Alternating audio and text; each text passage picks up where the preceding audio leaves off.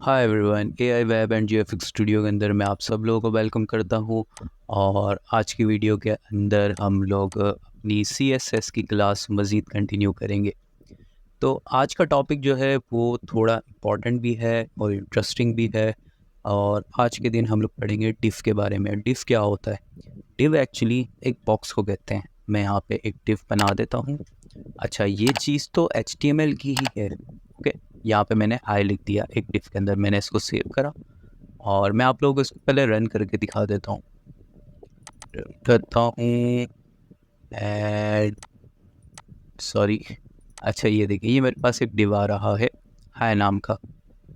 अब यहाँ पे आप लोग देख सकते हैं, लेकिन मसला ये है, आप लोग बोलोगे सर डिव से तो कोई मसला ही नहीं हुआ, डायरेक्ट अगर हम लोग हाई लिख देते तब भी ये चीज़ हमें नज़र आती रहती। ऐसा ही है ना? अगर मैं डायरेक्ट हाई लिख दूँ, सेव करूँ, तब भी मुझे नज़र आएगा ये। देखो, फिर डिव लगाने की मुझे ज़रूरत ही पेश क्यों आई?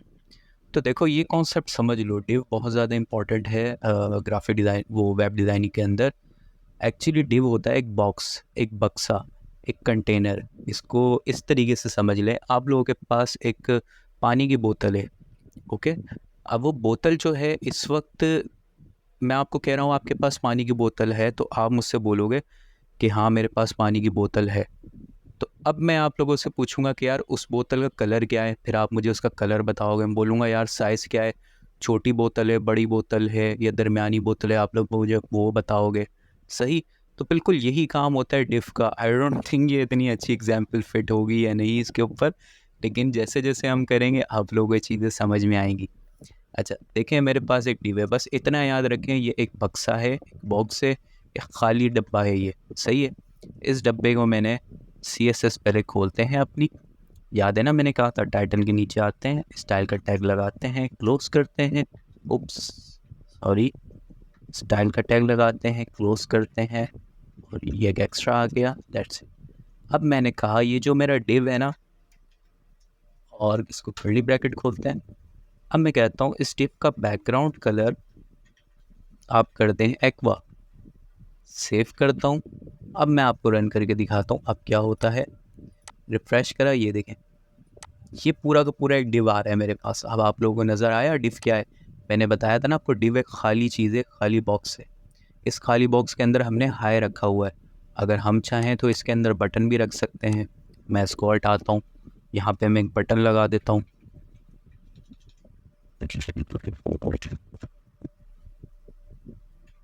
सेव करते हैं। अब देखो, एक डिफ के अंदर एक बटन है, मैं इसको रिफ्रेश करता हूँ, एक बटन आ गया हमारे पास। सही? तो क्या हुआ, हमें क्या समझ में आया कि भाई डिव जो है ना खाली बॉक्स होता है, उस बॉक्स के अंदर आप कुछ भी रखना चाहो वो आपकी मर्ज़ी है।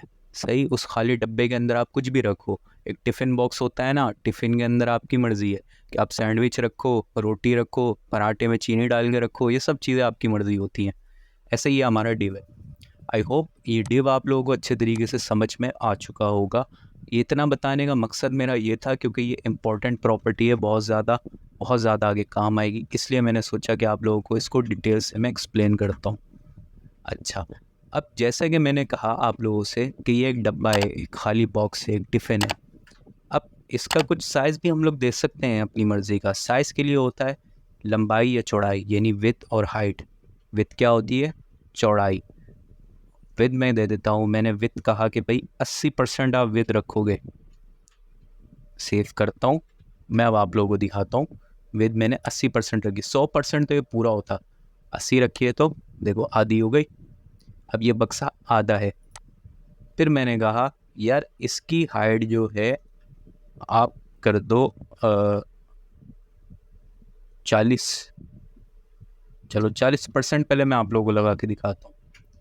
40% कर दो आप। कुछ हुआ? कुछ भी नहीं हुआ। लेकिन अगर मैं परसेंट की जगह VH लगाता हूँ और सेव करता हूँ, फिर मैं रिफ़्रेश करता हूँ, तो आप देखें इसका साइज़ 40% बड़ा हो गया। यहाँ से 80, यहाँ से 80, यहाँ से 40।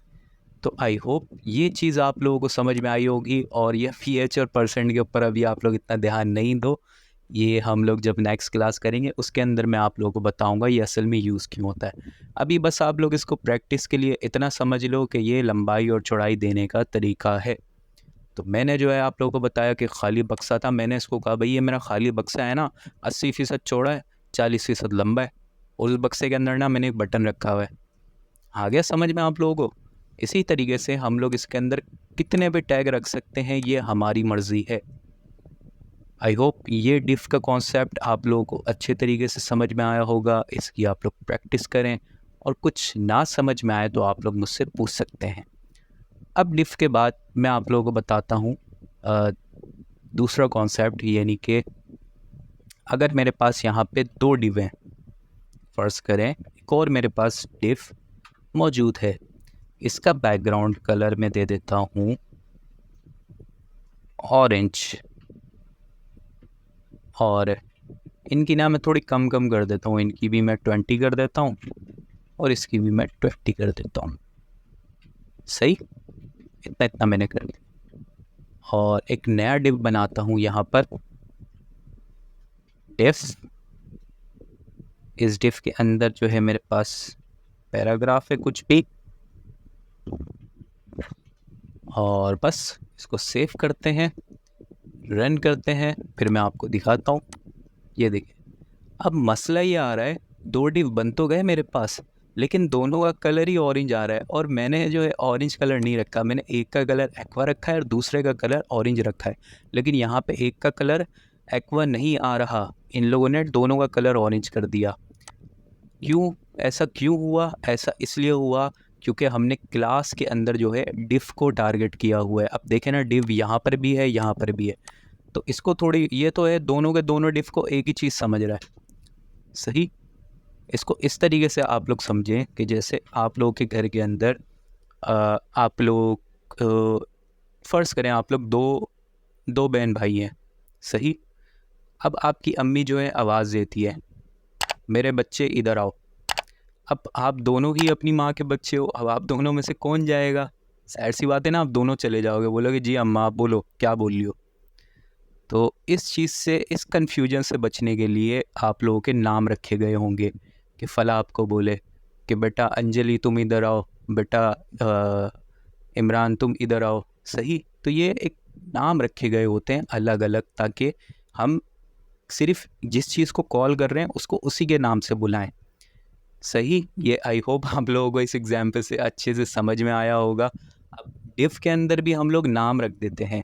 नाम किस तरीके से रखते हैं? नाम रखने के लिए हम लोग रखते हैं क्लास। HTML के अंदर, वेब डिज़ाइनिंग के अंदर नाम रखने को क्लास कहते हैं, ऐसा समझ लिया आप।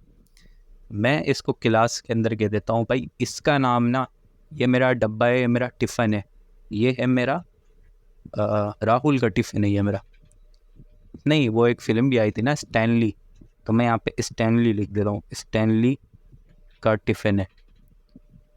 फिर मैं यहाँ पे गया, मैंने इसको क्लास दी, फिर मैंने ये दूसरे नंबर पे कहा, मैंने कहा ये है पीटर का टिफ़िन है, ये ऐसा ही है। तो अब मैं क्या करूँगा, अब मैं यहाँ से डिव हटा देता हूँ, अब मैं डायरेक्ट क्लास को ही कॉल करवाता हूँ ना, मैं कहता हूँ भाई ये स्टैनली का है, ये मैंने लिखा स्टैनली। अच्छा, एक चीज़ का आप लोगों ने ख़ास ख्याल रखना है, क्लास कॉल करवाते हुए शुरू में डॉट लाजमी लगाएं। सही, ये इसकी पहचान है CSS के अंदर, इसको पता चल जाता है कि भाई क्लास आप कॉल कर रहे हो, तो शुरू में डॉट लाजमी लगाओ, डॉट पीटर, और इसको मैं सेव कर देता हूँ। अब मैं आप लोगों को देखिए रन करके दिखाता हूँ, दोनों अलग हो गए। सही, एक हमारा स्टैनली का है, एक हमारा पीटर का है।